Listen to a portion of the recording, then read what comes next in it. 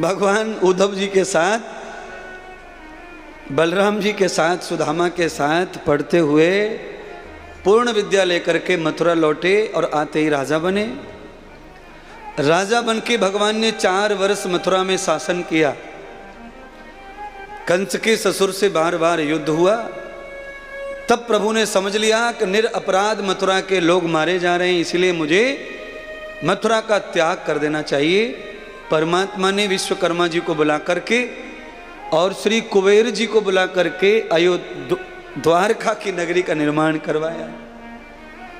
और प्रभु 4 प्राणियों को साथ ले गए, धर्म, अर्थ, काम, मोक्ष को।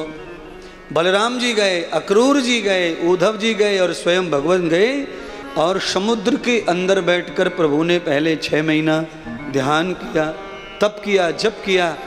तब पता चला कि स्वयं भगवान ध्यान करने समुद्र तट आए हैं। तो सौराष्ट्र वासियों ने भगवान को अपनी सारी संपत्ति दान कर दी, भगवान को राजा माना दिया अपनी संपत्ति का। और जब स्वयं सद्गुरु भगवान राजा बन जाते हैं संपत्ति के, तो आज भी पूरी दुनिया में, क्या पूरे देश में तो सबसे ज्यादा धनवान गुजराती है महाराज। सोने की वर्षा भगवान ने की गुजरात में, क्योंकि जैसा शिष्य करते गुरु के साथ वैसा गुरुदेव भी चेलाओं के साथ कर देते हैं महाराज। हाँ महाराज, बिल्कुल सही है। आज भगवान का कल्याण हुआ, भगवान ने सोना बरसाया, रामा के भात भरे, नरसिंह भगत के यहाँ कितना गाड़ी भर भर सोना पहुँचाया। परमात्मा किसी के घर में कमी नहीं आने देते जब हम उनके लिए खड़े हो जाते हैं। तो तब भगवान का विवाह हुआ। और विवाह के बाद भगवान ने सत्यभामा, यमुना, कालिंदी, लक्ष्मणा आदि से भी, जामवंती से भी विवाह किया। और फिर भगवान देश की अनेक इज्जतदार औरतों को भामासुर के यहाँ से युद्ध करके आजाद करके लाए, वो उठा ले गया था। भगवान ने उनके साथ भी विवाह किया। भगवान इतने विवाह करने के बाद भगवान का नाम योगेश्वर पड़ा, वो योगी रहे। इतनी स्त्रियां प्रेम करने वाली और भगवान योगी ही बने रहे। उन्होंने कभी अपने योग को, धर्म को नहीं त्यागा। यम ब्रह्म कृतम वासांत मूल स्त्रीणाम। स्त्री भक्ति में बाधक है, उतना ही साधक है। किस प्रकार से हम संग करते हैं किसी का, उस पर ये सारी लीलाएं निर्भर करती हैं। भगवान ने पांडवों के यज्ञ का अध्यक्ष पद लिया, राजस्व यज्ञ हुआ। जरासंध का भगवान ने वध करवाया भीम से, भीम अर्जुन को ब्राह्मण बनवाया, बीच में से फाड़ दिया। सारे राजा उसने कैद कर रखे थे, राजाओं को लाके धर्मराज युधिष्ठिर को सम्राट चक्रवर्ती बनाया। वहीं शिशुपाल दंत वक्र बैठे सभा में, उन्होंने भगवान को आलोचना की, गालियां दी। भगवान ने 100 गालियों को माफ किया, चक्र से 101 गाली पर उनका धर काट दिया। आज भगवान का अवतार लेने का जो उद्देश्य है वो पूरा हुआ। भगवान के पार्षद जय विजय का अंतिम जन्म था ये राक्षस कुल में। आज भगवान ने उन्हें मुक्ति दे दी, वो वैकुंठ चले गए भगवान की सेवा में। और तभी भगवान द्वारका लौट आए। तब भगवान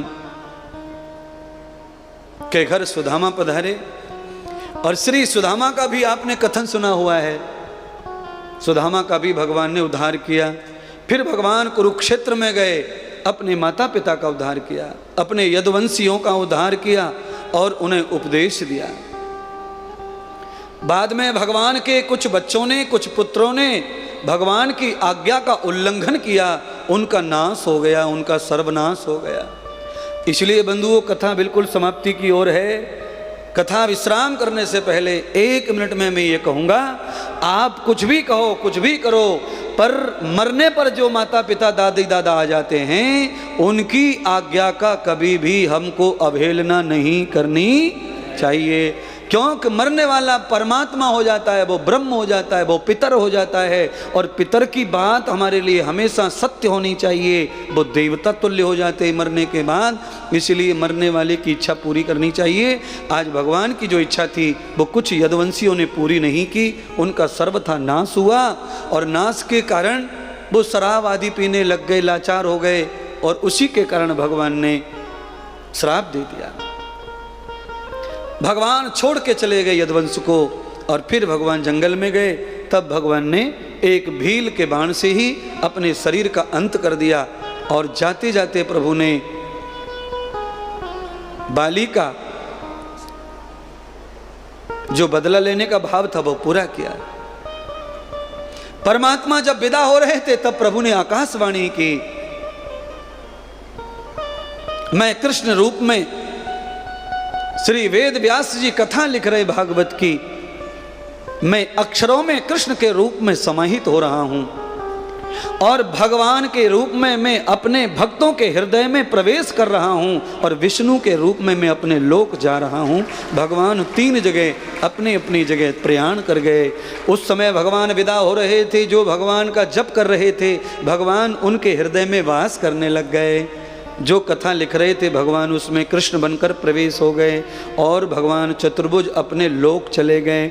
इसीलिए हमें हर समय भगवान का नाम लेते रहना चाहिए। भगवान कब आएंगे कब जाएंगे कोई नहीं जानता, जाते जाते भगवान उसके हृदय में वास करने लग जाते हैं जो भगवान को भजता है। इसीलिए भजतम कृतम कृष्णम बंदे है, निरंतर कृष्ण को भजते हुए अपने हृदय में उनका वास हो, ऐसी भावना से कल्याण करो। तभी सुखदेव ने राजा परीक्षित को कहा, राजन अब सावधान हो जाओ, तुम्हें ऋषि का श्राप लगा है, सामने तक्षक नाग खड़ा है।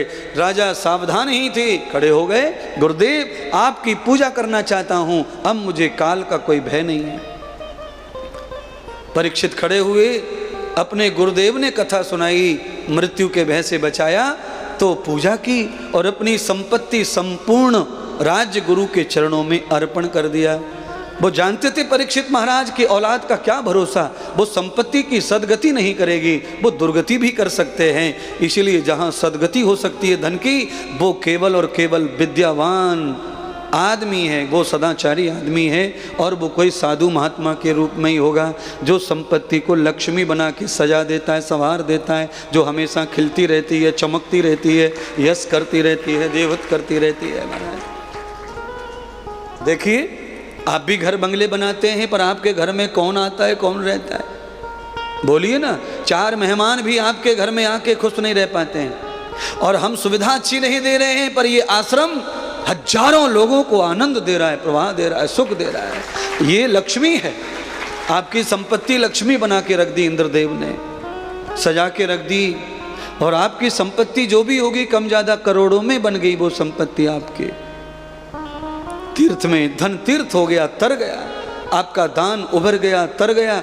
इसीलिए बिना चिंता के, बिना संकोच के दान करते रहना चाहिए, अपनी संपत्ति को लक्ष्मी का रूप बनाते रहना चाहिए। अगर वो लक्ष्मी कैद हो जाती है तो वो धातु बन जाती है, सोना सोना होगा, वो कुछ नहीं बनेगा, बस वो सोना ही रहेगा जिंदगी भर। उसे लक्ष्मी बनाना है तो उसे सही काम में लगाओ, कागज कागज ही रहेगा। 1000 के नोट गटर में और समुद्र में, नदियों में तैर रहे थे जब नोटबंदी हुई थी, कागज कागज ही रहेगा, उसकी औकात कुछ नहीं है। उसे लक्ष्मी बनाओ, लाओ परमार्थ में लगाओ, सेवा में लगाओ।